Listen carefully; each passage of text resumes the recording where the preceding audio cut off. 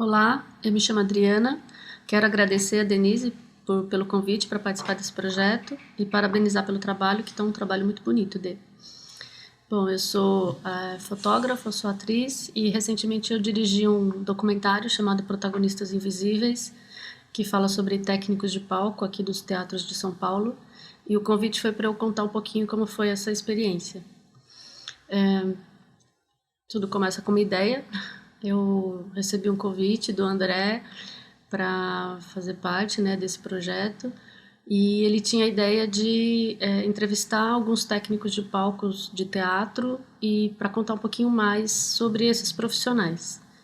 Eu tinha uma câmera, ele tinha a ideia, a gente começou com uma câmera na mão, uma ideia na cabeça, mas só isso não é o suficiente, então a gente foi elaborando essa ideia. Fomos elaborando através de perguntas para nós mesmos.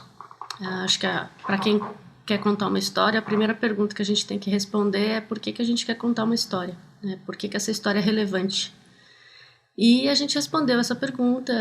A gente entende que os técnicos de palcos de teatro são essenciais nos espetáculos e muitas pessoas nem sabem, nem conhecem quais são essas profissões que estão por trás, né, dos espetáculos. Você assiste uma apresentação e a gente não faz às vezes nem ideia de quantas pessoas estão nos bastidores trabalhando para que aquele espetáculo aconteça. É uma profissão pouco documentada, tem poucas escolas, as pessoas aprendem muito na prática, assim, no dia a dia, um vai ensinando o outro, e pouco reconhecida também. Então, essas foram algumas, né, das justificativas que a gente tinha para contar essa história. E seguimos fazendo mais perguntas. Como a gente quer contar essa história? Que tom que a gente quer dar para esse documentário?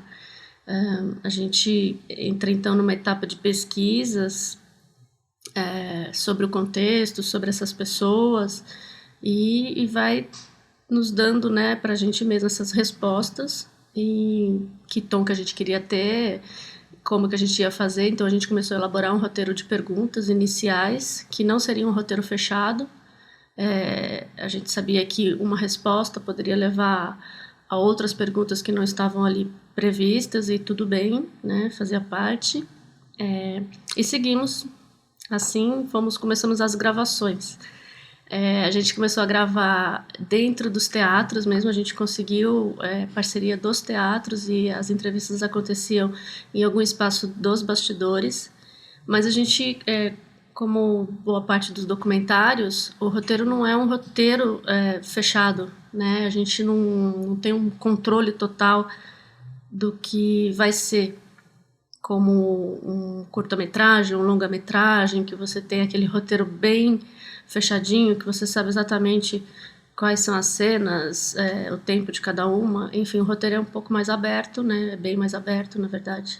E a gente tem que estar temos que estar preparado para vários imprevistos, né? A gente tem que improvisar muita coisa, que quando você chega no espaço, você não sabe exatamente o que vai estar disponível ali para você.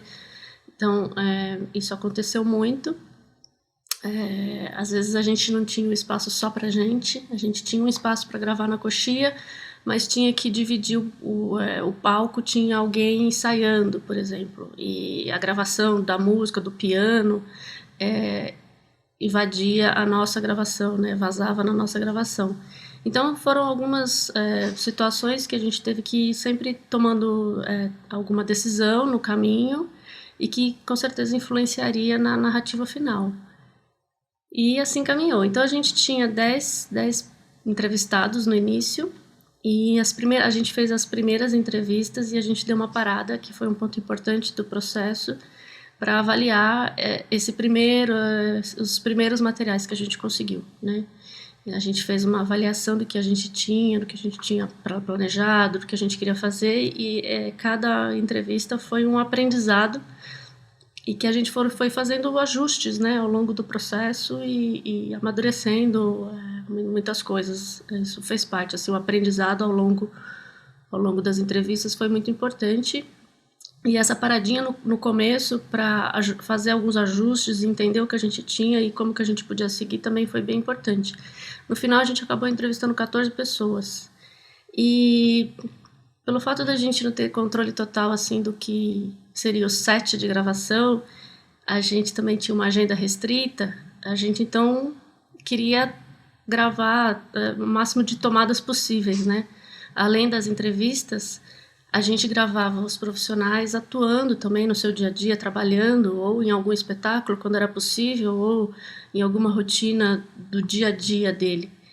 E os espaços também, a gente também fazia gravações do local, assim. Então a gente era um ponto interessante que a gente queria aproveitar ao máximo o tempo que a gente estava ali, mas isso gerava uma quantidade de material maior, né? Justamente por não querer perder uma oportunidade, não se arrepender depois de não ter gravado tal coisa. E isso foi acumulando material, material. E quando a gente chega na etapa de montagem, que é acho que a edição de um audiovisual é extremamente importante, impacta totalmente na narrativa, a gente estava com aquela quantidade imensa de material para avaliar. E isso é engraçado, bate um desespero, né? Por onde eu começo? Acho que quem faz documentários passa muito por isso, assim. E acho que nesse momento a dica que eu daria é particionar o problema, né? Quando a gente olha para um problema muito grande, a gente tende a dar uma paralisada, não sabe por onde começar, fica um pouco perdido. Então, acho que particionar os problemas, né, em problemas menores, em questões menores, em etapas, ter um workflow de trabalho é importante nesse momento. E a gente começou, então, com os cortes, né, o que cortar, as entrevistas elas demoravam mais do que a gente tinha previsto, a gente queria ter 1 hora de entrevista no máximo, tinha algumas entrevistas com bem mais tempo que isso, e a gente queria ter uma edição final de uns 30, 40 minutos no máximo, né? E isso implica em fazer muitos cortes. E nesse momento, então, dos cortes, a gente precisa ter desapego, né? A gente precisa compartilhar. Acho que fazer sozinho também cortes é uma coisa difícil, porque a gente acaba ficando apegado ali.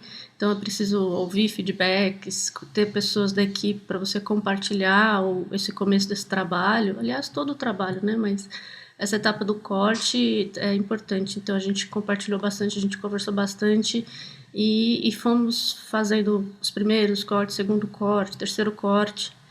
E uma coisa que a gente optou também no nosso documentário foi reordenar as perguntas, né, as respostas, na verdade. Então, a gente não deixou corrido, fluido do jeito que foi feito. A gente agrupou por temas. A gente entendeu que esse tipo de documentário que a gente estava fazendo facilitaria a compreensão de quem está assistindo se a gente agrupasse os assuntos, né? A gente fez isso, o que foi diferente, porque a gente também está fazendo nesse momento um livro desse documentário.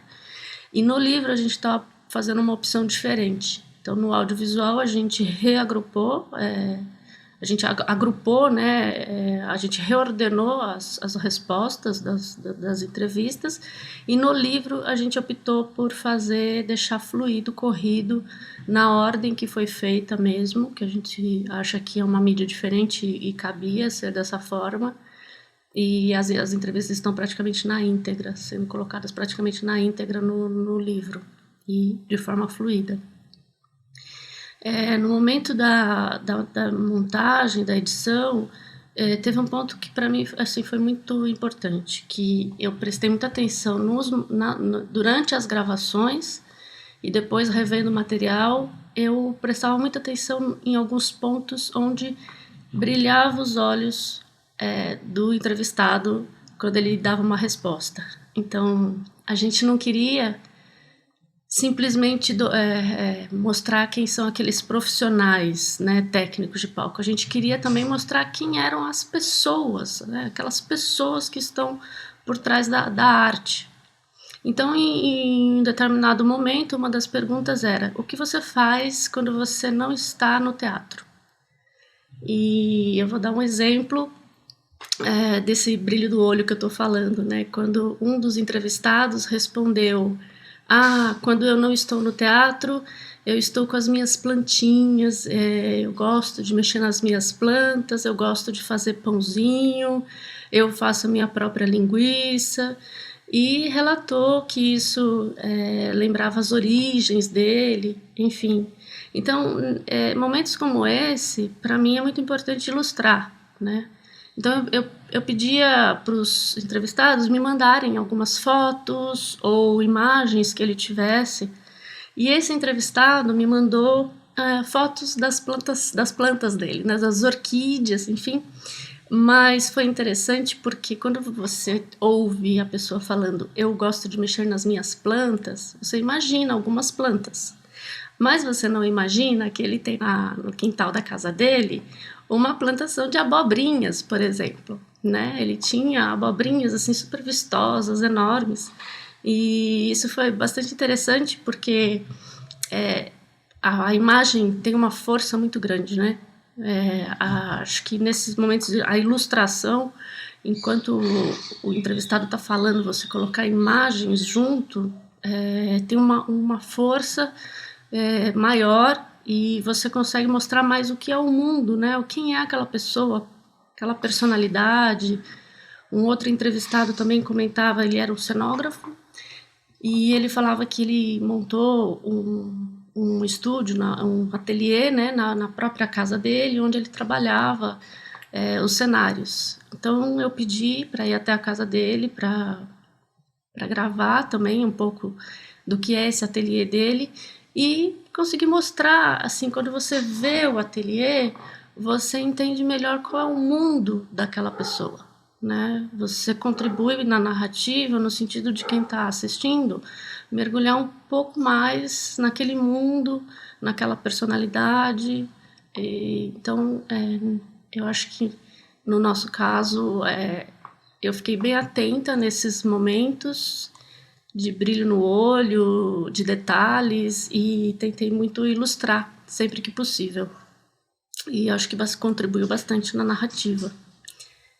Acho que é isso. Acho que é estar abertos, né, para receber feedback, para compartilhar o material com outras pessoas, aceitar sugestões, testar, né? Sempre testar, estar aberto para descartar alguma criação que a gente fez, não ficar tão apegado, fazer teste, aceitar sugestões, criar, destruir, reconstruir. Acho que é importante no processo todo. Acho que é isso. Um abraço.